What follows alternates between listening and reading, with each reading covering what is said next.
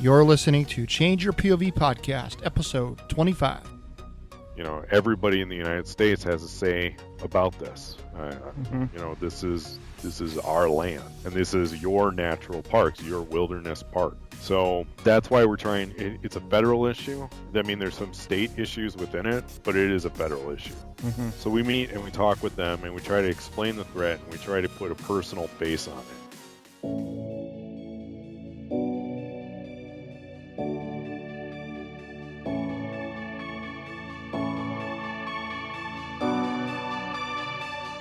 Welcome to Change Your POV podcast, helping you navigate transitions in your life, like entering and exiting college or the military, changing jobs or careers, and providing you with the coaching and mentorship needed to help you advance in your personal or professional life. Sometimes all you need is to change your point of view. Now, here's your host, Eddie Lazary.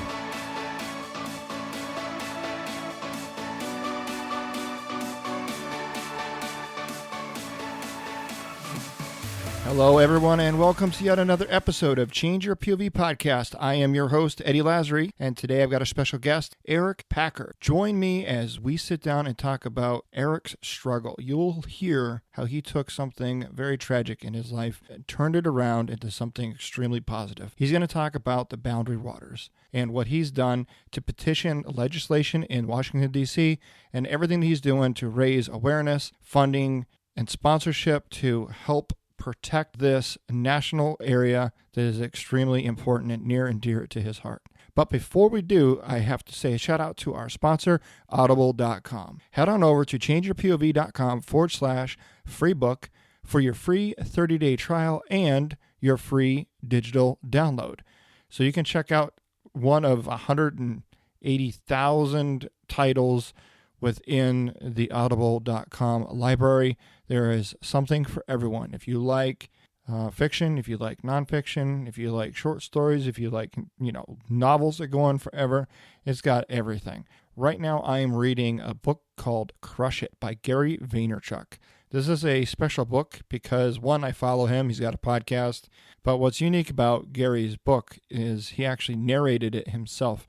Most books from, that you listen to are narrated or written by somebody and narrated by somebody totally different. But Gary, he decided to narrate his own book. And throughout the entire process of him reading his book, he goes off on these little tangents that are not found within the actual hard-covered book if you were to go and, say, buy it at the store. So I found that very personal and got to know a little bit about Gary just through listening to his book rather than just reading a hard copy of it. So if you like listening to audiobooks, or if you've got a commute or you travel or you like to listen to something while you're mowing the grass or shoveling the snow, whatever you got going on, then head on over to changeyourpov.com/free book for your free 30-day trial and a free download. All right, let's get into this interview already in progress. Thanks for listening to yet another episode of ChangeYourPOV.com. I am your host, Eddie Lazary, and today, back with me again is Eric Packard. We recorded this a week ago and had some technical difficulties, ended up dropping the recording. We ended up having a really good discussion. Didn't realize the recording didn't take until afterwards, but that's okay. So Eric was gracious enough and agreed to come back on, and he's got a very, very compelling story that I just have to get out there to all the listeners out there. So welcome back, Eric. How you been? I've been good. It's been a little cold in Minnesota, but that's okay. Just got to dress for the weather. That's right. So you a football fan? I am a football fan, and it was quite heartbreaking a couple of weeks ago. But, it's their young team, and, I really kind of hope that the Vikings will kind of progress and keep growing. Yeah, this has been a very interesting season, but of course we say that every year, but it's my son's a diehard Broncos fan, and of course I live in New England, so, everybody up here is Patriots fans. So next week, or this coming week, is going to be an interesting showdown between the two, but yeah, it's good. It's good times. I like football. Not just because it's just an excellent sport to watch, but it really kind of brings families together, and there's just something about American football. I guess you'd have to really be a part of it or be a fan of it to really appreciate it. Yeah, and I mean, football is not my favorite sport. My favorite sport is hockey. Okay. I'm from Minnesota, the state of hockey, that's my favorite sport. But there is something about it that it's easier to watch than a hockey game where it's moving so fast Right. that sometimes the camera has a hard time keeping up with who has the puck. Yeah, well, I remember a few years ago, it might have been longer than a few years ago, they used to have that little highlighter thing that would kind of trace the Yeah. puck around. Remember that? Yeah, I do remember that. I think it took something away from the game or something. Yeah. Yeah. Yeah, 'cause now they're not doing that, and I don't know what the reason. Because I don't follow hockey like I do football, but Yeah. I remember watching that, and I kind of liked it. But then again, like you said, people that are really into the game, it probably took something away from it. But Yeah, a little bit. I mean, it kind of made it more like a video game, so to speak. But yeah. here in Minnesota, we sell out every hockey game, so it's not something we need to worry about here. Yeah. Well, that's cool. So, I actually found out about you through a buddy of mine. He was my driver in Iraq, Luke Herbst, and we had him on previously as a guest of the show. And he said, I did this dog sled with this really, really neat guy named Eric, and you've really got to get him on your show and listen to his story. So, I contacted you and kind of heard about, what you've got going on and different initiatives that you've got cooking, and thought I'd bring you on and talk to you about it. So, before we get too far down the road, why don't you just tell the listeners a little bit about yourself, kind of your, where you come from, a little bit of your military background and experience? Yeah, absolutely. So, my name is Eric Packard. I live in Minnesota. We've established that, and I am an Army veteran. I served 2 tours in Iraq. Spent my career in the reserves, but I got deployed so much I might as well have been on active duty. So I was there during the invasion of Iraq. I went in with the military police. We did a lot of prisoner transport and worked with civil affairs and sometimes PSYOP. Later on, I thought that was kind of a cool job. So I moved over to PSYOP and I did my second tour in 2008 with PSYOP. Other than that, I am, that's my military background. What I'm doing now is that I started Veterans for the Boundary Waters. It used to be called Save the Boundary Waters Veterans Group, but we've changed it. That I got involved in because of what Luke was talking about, which was the dog sledding trip that we both went on, which was over the course of 8 days in December in the ice box of the lower 48.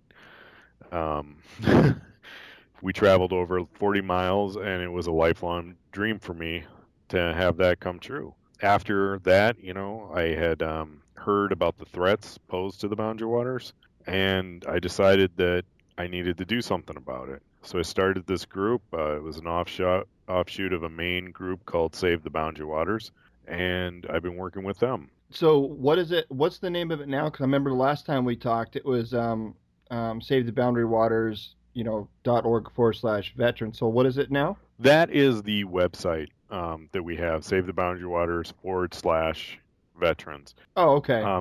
That is our website, but the official group's name is Veterans for the Boundary Waters. Got it. So, and the reason why I started this group was because after my last tour in Iraq, I began to suffer from PTSD, undiagnosed for years. And I lost touch with the things that I really enjoyed in life. And one of these things was, my family had been going up to the Boundary Waters every year. Father taught me to fish up there. And I just lost touch with all that. And I started suffering from depression, anxiety. And in 2012, I attempted suicide. Went through the treatments at the VA, got stable, but didn't necessarily want to live again. And it was this trip in the Boundary Waters that made me want to live again. And, I thought that if I was willing to die for my country, I have to be willing to live for my family. So the Boundary Waters, it saved me. So now I'm trying to return the favor. So, did you end up taking this trip with Outward Bound on this dog sledding trip as part of an organization treating veterans with PTSD or depression or something like that? No, see, there's groups out there that do that, like the Wounded Warrior Project. They have a Project Odyssey that's set up specifically. They have therapists there. They talk about it. The Outward Bound trips are set up to remind you what you're capable of. This is not a trip where you're gonna, sing Kumbaya around the campfire unless you really want to. But by that time, everyone's so tired they eat and then they want to get back into their sleeping bags as warm as possible. Outward Bound has a philosophy that it started for kids actually, to teach them that they're capable of certain things, and it actually has somewhat of a military background. During World War II, the only people that were left to do the merchant ships were the really old guys and young kids. And during the U-boat fights, what would happen is that the U-boat would go down, and if there was a mix of kids and old guys in a lifeboat, everyone would survive. If it was just the old guys, they'd still survive. But the odd thing is that if it was just young kids, teenagers, they wouldn't survive. So what they found out is that they had to put these kids basically through it. So that's why Outward Bound has kind of a nautical things, the flags and a history for it. So they would take the kids and they would, watch them, but they would teach them that they can do this and they can overcome adversity. Now, actually, the veterans programs, they started in New England and it spread throughout the system. So it was for veterans, it was kind of like, we're going to remind you what you're capable of doing. You've gotten through war, you've gotten through basic training, you go out, you do these expeditions, and they're hard. I mean, I lost, I think, like 5 or 8 pounds on that trip over the course of 8 days because you're cross country skiing, you're dog sledding, you're chopping wood at night, you're really working hard. So, and that's where the veterans program came in.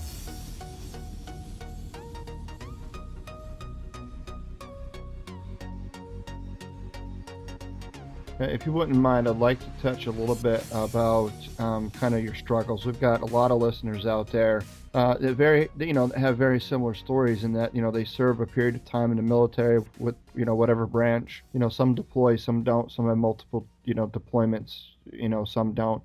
There's a common thread, it seems, through all of those stories as I talk to folks.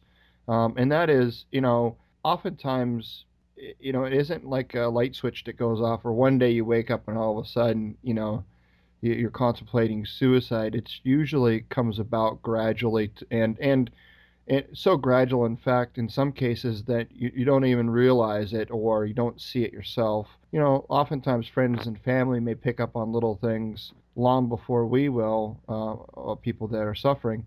But could you describe a little bit about that? And I know that there's folks listening to this that will definitely be able to relate to you and to your story and kind of your struggles. And I want to be able to kind of show them that there is light at the end of the tunnel, and you can come back from feelings of depression and suicide and still be successful. Yeah, absolutely. I mean, I think the thing that, and you're absolutely right, it's so incremental that you may not even know it. And for me, I mean, when I got back, I was angry. I was angry at the world. There's always, when you get back, the honeymoon period where you're just like, hey man, it's so awesome that I can wake up in the middle of the night and go to the grocery store and get a Twinkie or whatever. But then things start creeping in and you start kind of just being angry about everything. I mean, you may not even notice it. I mean, stuff that has no bearing on your service whatsoever, it bothers you. It's kind of like, I mean, one guy wrote an article about this not that long ago that he called it Veterans Outrage Syndrome, where it can be something as benign as, trying to think, like a school board referendum, and somehow that relates to you serving. And you're just upset about it, and you'll sit there on Facebook and you'll watch the combat footage, and it just kind of gets to you, and you really what you realize is you're not living your life anymore. Mm-hmm. I mean, one thing that we all relate to is we all at some point get homesick for a place we never wanted to call home. It's that camaraderie, that sense of adventure and everything. That's not what I'm talking about. Mm-hmm. For me, it's more of like when it gets into the I can't live my life. Mm. That's the problem. That's the problem when you don't enjoy doing things. And when people come up and say, "Hey, let's go golfing or let's go watch that football game as a family." And you're just like, "No, that's fine." Mm-hmm. You start to isolate yourself. And I knew I was in trouble when I started drinking to calm myself down, not because I enjoyed beer. So when I would start drinking to like I just can't deal with this. The only way I can feel I can get calm is if I have 3, 4 beers a night. Mm-hmm. And to get to that point is when you're really in trouble. Now, the biggest danger sign for me that I should have just gone in and got help was when I started thinking that it would have been better off if I had gotten killed in Iraq.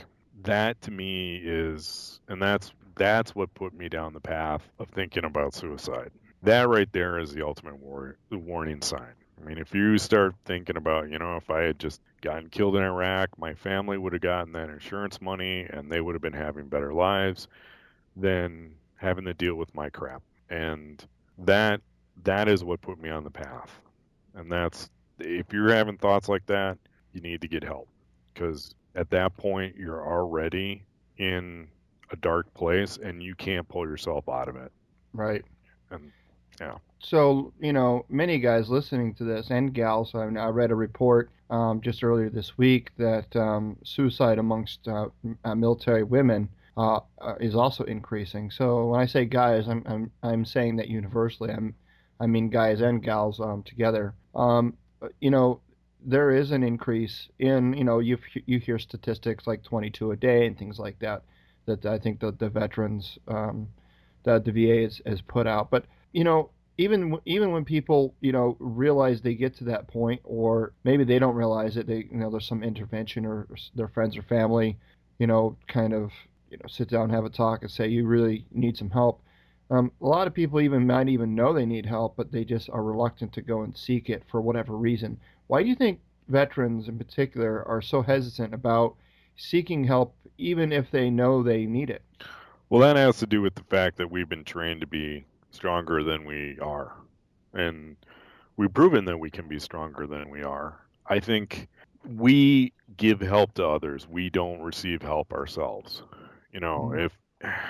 If you're an NCO and you're having problems in your marriage, you're not going to admit that. But if like your specialist or different NCOs having problems in their marriage, you can name off everything you can possibly do to help them, but you Mm. can't see it yourself. Mm-hmm. We don't want to be the ones to ask for help. We want to be the ones to give help. And that's what we've been trained to do.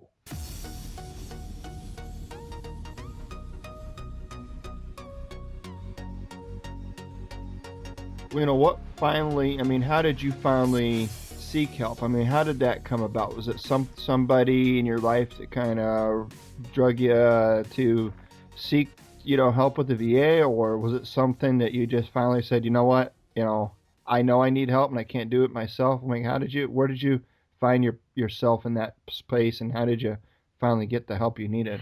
Well, I got the help because of the sheriff's office and the state patrol helicopter. Mm. I straight up attempted suicide. I was on a cliff and I thought I was going to end it. And if I had fallen the other way, I wouldn't be speaking here today. Mm. I fell one way, hit a tree, fell back. And that's when the state patrol helicopter showed up and the sheriff's office on their ATVs. And I just said, I don't want to be on film. So I surrendered. Mm. That's how bad I got it. I think there were opportunities along the way before I got to that point to say to people, I'm not doing okay. And a lot of it has to do with the fact of embarrassment. Right. I was watching Survivor Man last night because I kind of like that, backwoods stuff, whatever. Mm-hmm. And he said one of the things that is kind of interesting to me is that a lot of people who are out in the woods and are lost, sometimes they'll hide from rescuers because of the shame. How did I get Oh, wow. yeah, how did I get myself into this? What am I doing? And I have to say that in that mindset, I was kind of in. Mm-hmm. There was plenty of opportunities for me to say that, but the shame and the embarrassment that I had gotten to that point, I mean, that was not. I mean, I could have and I should have. I'm lucky. Yeah. I'm lucky. Yeah, I mean, you are lucky. A lot of people that attempt, they're not as lucky. And what would you say if you were to go back and have a conversation with your earlier self? What would you have done differently, you know, uh, instead of waiting all the way to the actually, going through with it and, finding yourself, with the sheriff's helicopter and realizing, wow, I mean, I'm sure that must have been a huge moment in your life, and God wanted you here for a reason, obviously. And not saying that people that don't survive a suicide, that's not the case, but you've been given a second chance, and thank God not everybody does. But what would you say to your earlier self, before you got to that point, that listeners out there that might be at that point now could take away from? I would say there's no shame in asking for help, and you can't will yourself out of it. You can't self-medicate yourself out of it. You're not going to have that um, moment where you're able to just snap out of it. Mm. Even after the treatment, no one really talks about this, but you still get thoughts of suicide. They don't Mm-hmm. seem like a good option to you, but they do pop up because your mind's gone there. Right. So since your mind's gone there, you got to kind of fight back. And I mean, it takes a long time to get to that point, Mm-hmm. and you're not in a position to kind of get through this on your own. You need help. Mm-hmm. It's kind of like those impossible problems they would give you in basic training or some other training where the only way to get through it is to work together. Right. It's the same thing. It's not something that you can just snap yourself out of it. And I wish Mm-hmm. I could have, but Yeah.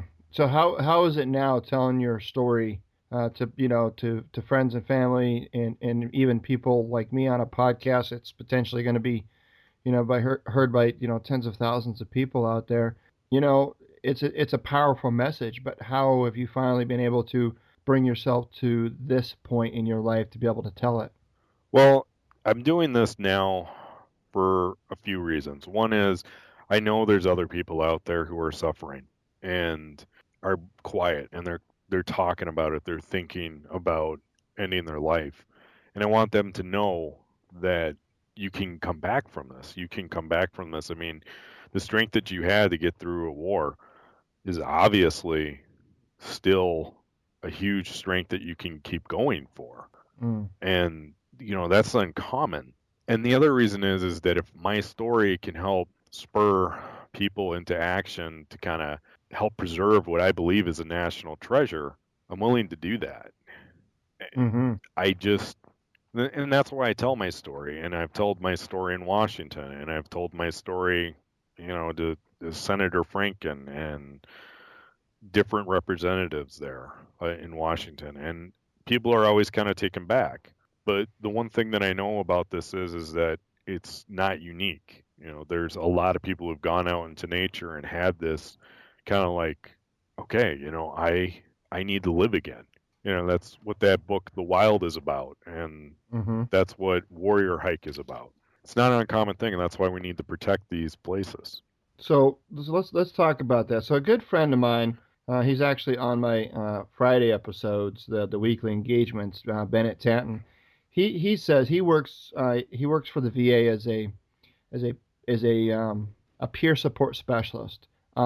He's recovering, himself, and he's a certified peer support specialist, and he goes out and literally daily goes and communicates with veterans, homeless veterans, veterans suffering from substance abuse, alcohol, etc. And one of the things that he says, and it's kind of one of his mantras, is it's hard to be sad when you're being helpful, right? And the first time he said it, it didn't really kind of click with what somebody says and the meaning behind it. Sometimes are two different things. But I really kind of thought about that, and I was like, what really does that mean? And it's kind of, it's not kind of, but it is true. It's really hard to be sad when you're being helpful, and that can come in 100,000 different ways, right? Being helpful is, talking with just one other person. It's sharing your story. It's having a listening ear.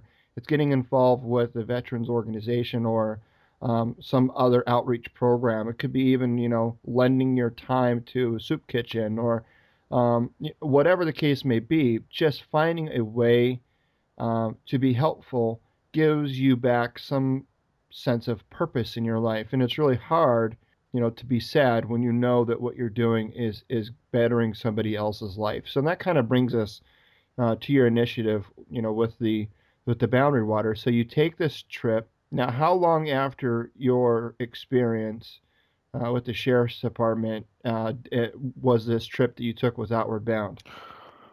Well, the trip with Outward Bound was in December of 2014. The sheriff's incident happened in July of 2012.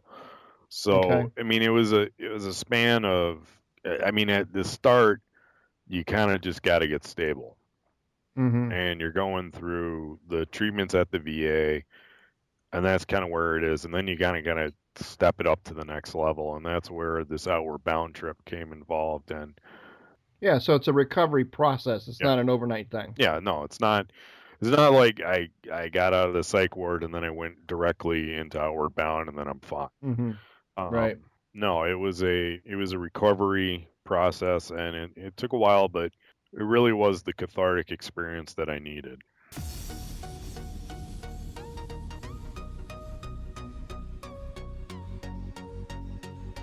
So you went out on this trip out into the lakes area or lakes region, where the boundary waters are, and from what I gather, and for those of you that are curious, I encourage you to go to the website, and you can find it at. Let me make sure I get it right. I pulled it up here. It is www.savetheboundarywaters.org. That's the main website, and then the veterans portion of it is www.savetheboundarywaters.org/veterans. So no need to write it down. I'll have the links to both of those in the show notes of this episode. But if you go to the website, it's a very, very well done website. Not sure who has taken responsibility for this well put together website. But you go to here initially, and it's almost like you're sitting in a canoe out on the water, kind of, floating across the water. And then you start to scroll down the website, and it shows you kind of the map of the United States and Canada, and it's got this highlighted area just kind of northwest of the Great Lakes region. And as you zoom in, that portion of what I assume to be the boundary waters kind of comes into focus, and you can start to see kind of the outlining area of the boundary waters, and you can start to see where these proposed mines and what are they mining at these mines? This would be sulfide ore mining. So Okay. it's sulfide ore comes out, and you can get copper and nickel from that. But Mm-hmm. the byproduct of it is battery acid, essentially. Water hits that, and it turns to battery acid. It's considered the EPA one of our most toxic industries. Mm. So you zoom in even further, and you can kind of see what the representation of this pollution throughout this region would look like. And you zoom in some more, and you can see additional proposed mines start to pop up. Looks like south of the Boundary Waters area. And then you keep scrolling down, and it gets into the pollution risks, etc. So it's a very compelling story and argument, and a very worthy cause that you are pushing forward to share the word and information, and two, you're actually doing something about it other than petitioning and wishing things would get better, but you're actually taking trips to the D.C. and speaking with members of Congress. Or you talk to us a little bit about kind of how that came to be. Well, the main campaign every month, they go out to D.C. to meet with elected officials and government officials. So the U.S. Forestry Service, the Bureau of Land Management, the Department of Agriculture, which is a part of the Forestry Service. And then, because what happened is that the leases on the federal mining leases on these deposits have expired, and they're up for renewal. Now, what we want to do is we want to put the brakes on and have the EPA do an environmental impact study.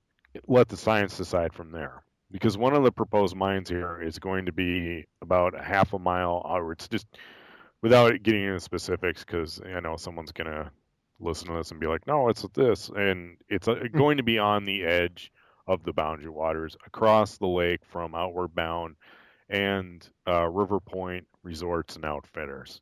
And if that goes through, then Outward Bound will have to most likely move, and River Point, which is the third generation is coming up, they will probably have to close down because the exploratory activities that they've already done have already caused impacts, mainly because they're lighting off explosions, they're drilling, they have this constant sound of the drilling, they have the helicopters coming in, and there were veterans at Outward Bound that were going through the program that I was going through, and instead of having this peaceful wilderness experience, they had the sights and sounds of what could be considered Iraq or Afghanistan, because you're having explosions go through. I went in September with actually James Kolach, I hope I'm saying his name right, whose family owns River Point Resort.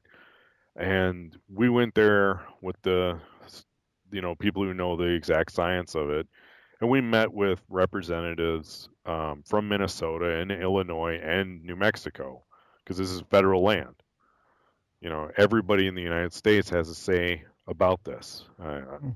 This is our land, and this is your natural parks, your wilderness park. So that's why we're trying. It's a federal issue. I mean, there's some state issues within it, but it is a federal issue. So we meet and we talk with them, and we try to explain the threat, and we try to put a personal face on it. Because it's one thing for people to say, this is going to pollute, but when you have people who are actually going to be affected by this in Washington face to face, it's harder to just say, no, it's not going to be a big deal. Right. When James was saying, this is my resort, and you guys, I want to pass this on. My grandfather founded it. My parents have been caretaking it. I want to be a caretaker of it. And you have veterans like myself saying, if this is what's going on, if Outward Bound has been there since the 1950s, it has to close. You're going to lose these programs, not just for veterans, but you're going to lose them for inner city kids. You're going to lose them this is a national treasure. So that's really what it has to do there, because you need people in Washington to get a personal face on it. Right. Yeah. So, how long have you and your constituents been working on raising awareness and working with the local elected officials on this? Well, I got involved in this last year after the trip. Now, there have been people, Northeastern Minnesotans for Wilderness is the parent organization of Save the Boundary Waters and my group. That started basically 4 families that came together over a kitchen table and discussed that they needed to do something about that. So they started it. Then they've been kind of getting it going, and they brought people on the staff, and they have Davey and Amy Freeman, who are the adventure activists for the group. They are living currently in the boundary waters for a year. They've been having some really, really cold nights these past couple of days. It's been colder than Antarctica up there. Wow, yeah. I mean, it is summer in Antarctica, but it's been colder. And they've also paddled a canoe from Ely, Minnesota, all the way to D.C. to deliver a petition. Wow. So This has been going on for as long as they've been trying to mine the area. So they're actually living up there for a year. How do they have some form of communication with the rest of the world through this time, or? Yes, Dave and Amy, and you can get updates on their process through my Facebook page, Veterans for the Boundary Waters or Save the Boundary Waters Facebook page. They actually have a GPS that shows where they're going and where they've been. They have a sat phone. They've done a couple of podcasts. They've been living up there. I think they just passed 100 days. And they, like I said, they've been having some cold nights. We've had a much later winter in Minnesota, so the changeover time was a lot longer. They had hoped to get the dogs and skis and pack the canoe away till springtime. Yeah. But there was kind of really an extended season. It wasn't until almost around Christmas that they were able to finally get the dogs out there, I think. And so it's and what happens is every 2 weeks, someone from the campaign or involved in this, they'll go out there and they'll do a resupply mission for them. Yeah. Bring them some fresh food, bring them some warm clothes or whatever. And I know everyone likes gear from the military, and they are reviewing all the gear that they got donated. That's cool. So he's Dave has been testing a Patagonia shirt for like 100 days, so you get a good review off of that. Yeah, real time review, not like I wore it in my backyard for a weekend. It was nice, right? Right. This is, I mean, the gear that they're testing is like going through the ringer up there. That's impressive. Yeah. And they got a team of dogs with them, then, I guess? Yep, they have 3 dogs with them right now in toboggans. They skijor, which is where the dog will pull you on the ski. Yeah. And to campsites, and the dogs will help haul the toboggans of their gear to sites. And they're doing water quality testing up there as well. And they have the Wilderness Classroom, which also has their updates. The Wilderness Classroom. Is that a website or? Yep, that is a website. You can get it. You can see on Save the Boundary Waters Facebook. They have links to that as well. And that's kind of what Dave and Amy are educators, and they've done trips across North America, and then they'll link into like children's an elementary school or a middle school, and they will talk to them about what they're experiencing, what they're seeing. And I think one of their adventures, they actually allowed the students to pick their route. They were National Geographic's Adventures of the Year, and I think 2014. So wow, that's cool. Yep. Well, it's one thing to talk the talk, man, but you start putting actions to words, and it means something altogether different, doesn't it? Yeah, it totally does. And everybody who's involved in this campaign is very, very passionate. We all have a very special connection to the Boundary Waters, and it's brought in people from all walks of life. You got the people who are avid sportsmen, backcountry hunters and anglers. They're involved in this.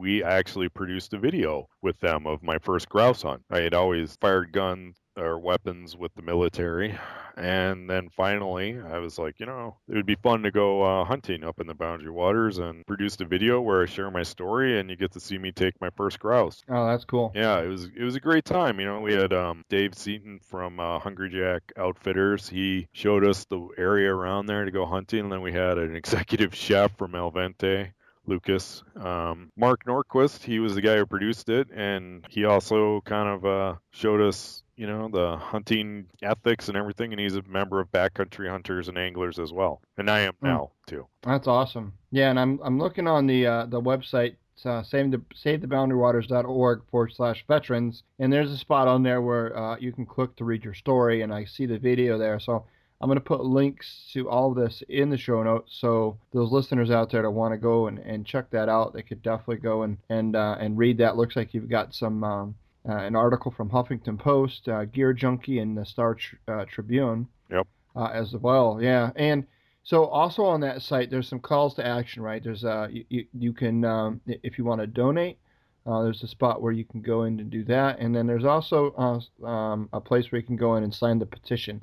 Is there a certain number of signatures that you're looking for, or is there a target? Not right now. And the veteran side, it's like a letter that goes to Governor Dayton, and then it'll go to your representative. Governor Dayton is the governor of Minnesota, and the elected officials in Washington, your federal elected officials, they're the ones who have the biggest say in them. Right now, there's a bill. I'm not sure if it changed numbers again, but last I checked, it was 2071 or 72, and that's sponsored by Betty McClellan. And she is offering up protections for the boundary waters for the entire watershed.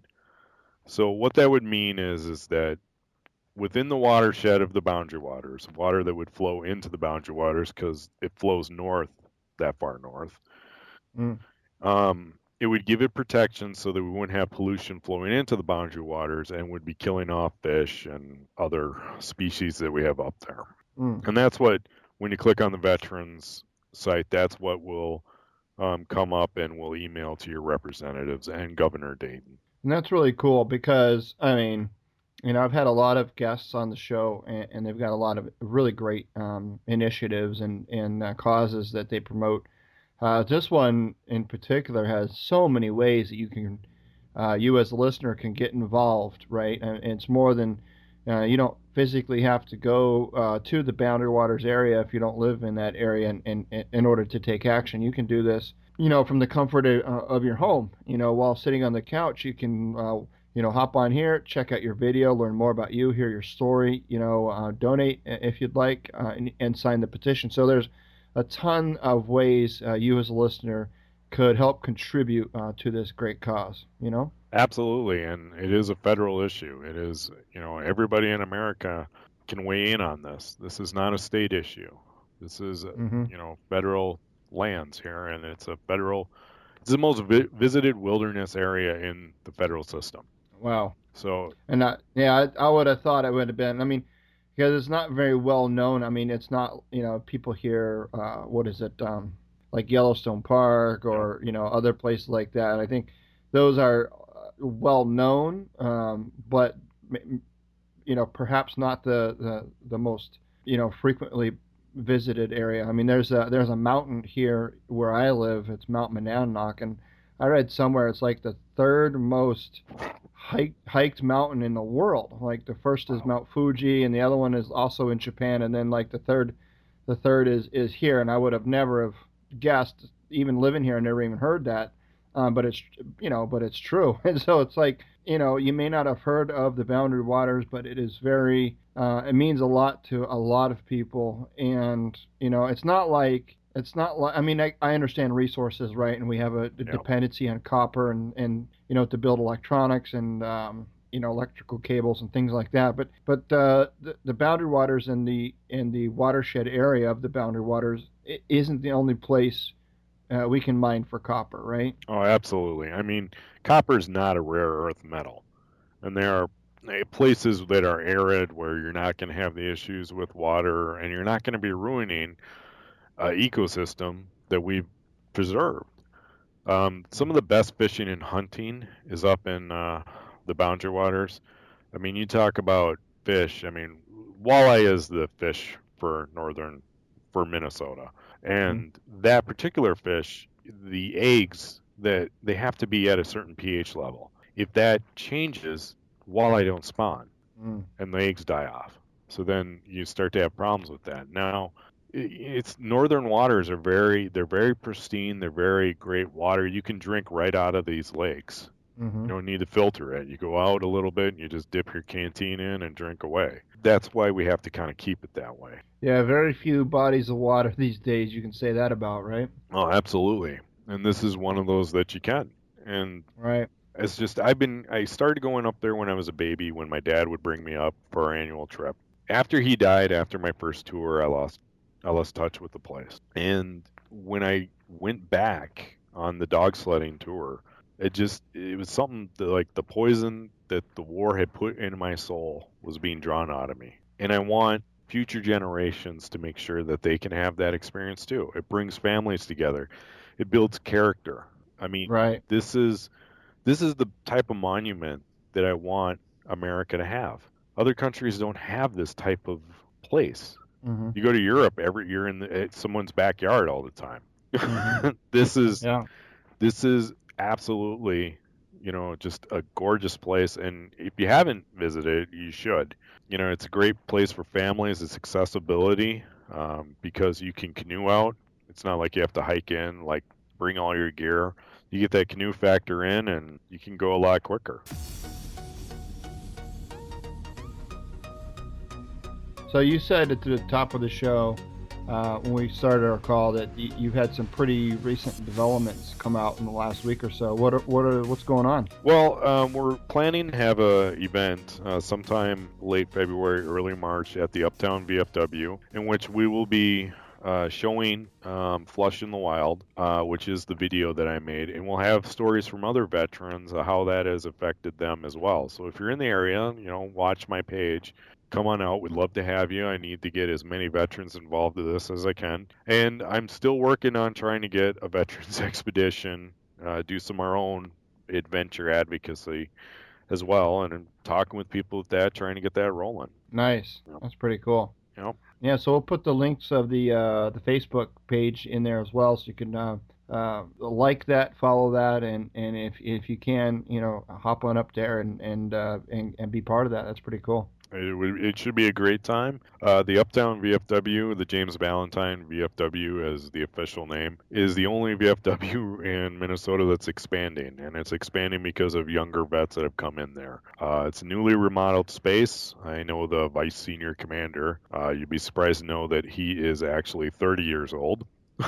Oh, wow. But he's done some great things at that post, and you should check it out. I'm a member of that VFW as well. So let me ask you, what's been kind of the over the last 10, 12 years since Iraq and Afghanistan has been going on, the United States has pumped out, hundreds of thousands of veterans, essentially, over that period of time. What's been kind of the take of, like, in your experience, like the VFWs, more of a traditional older generation? We're talking, World War II, Vietnam, Korea, war vets, Desert Storm vets. But now all of a sudden we have this whole new influx of younger veterans. So what's that dynamic like at these VFW halls? The only one I can speak for is the one that I just became a member from, and I can say it's really good. Particular place, you have a great balance. The World War II vet, because there's not many of them left, that we have,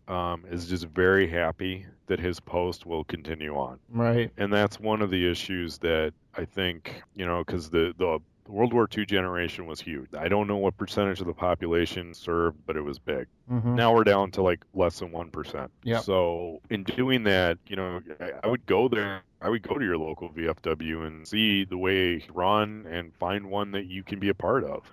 And it's a good organization. It helps out veterans with problems that they may have.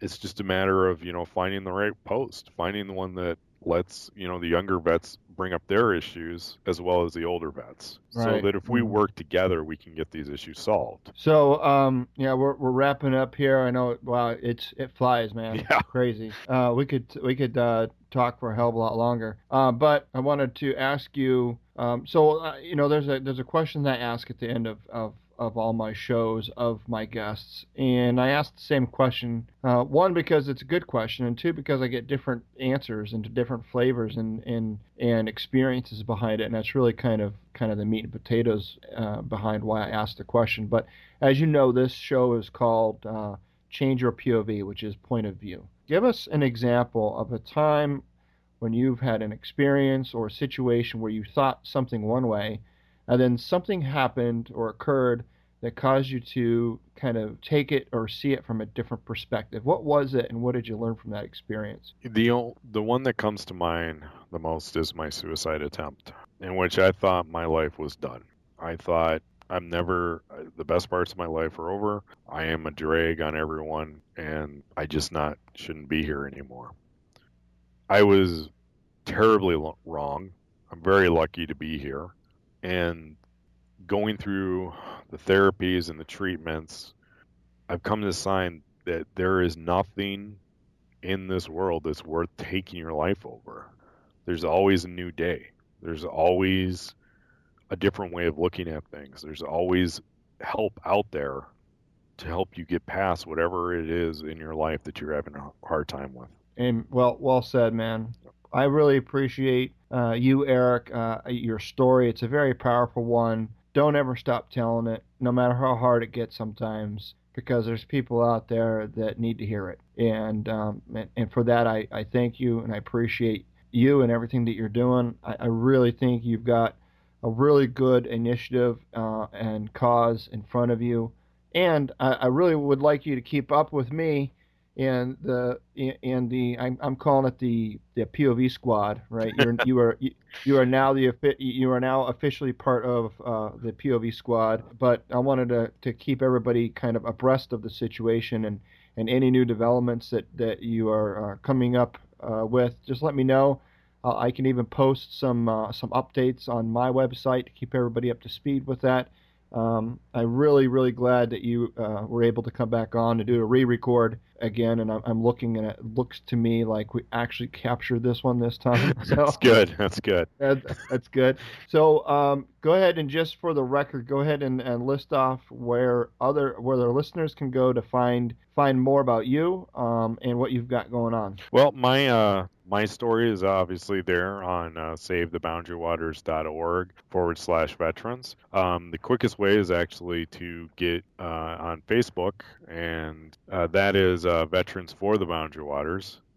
That's where I post updates. Sometimes it's just hey, try this kayaking technique, and different outdoors stuff that's out there. We're hoping that we can get the protections for the watershed, for the boundary waters, and we can preserve this for the future generations of Americans to enjoy it the same way we did. That's awesome. Very cool. Well, thanks again, Eric. I appreciate it. All right. Thank you. All right, folks, thank you very much for tuning in to yet another episode of Change Your POV podcast. This was a great interview. I wanted to thank Eric Packard for coming out and sharing his story with us. It was a great discussion. I'd love to hear a story, and I'm very excited about the Boundary Waters and everything that's going on there. Don't worry about it. I've got all of everything that we discussed, all the show notes, all the links to everything we talked about at changeyourpov.com/episode 25. Never miss an episode. Hit subscribe on your podcast player of choice. And if you want to reach out to me directly, you can email me at eddie@changeyourpov.com. And again, if you want to take advantage of your free download, head on over to changeyourpov.com/free book for your free 30-day trial and your free book download.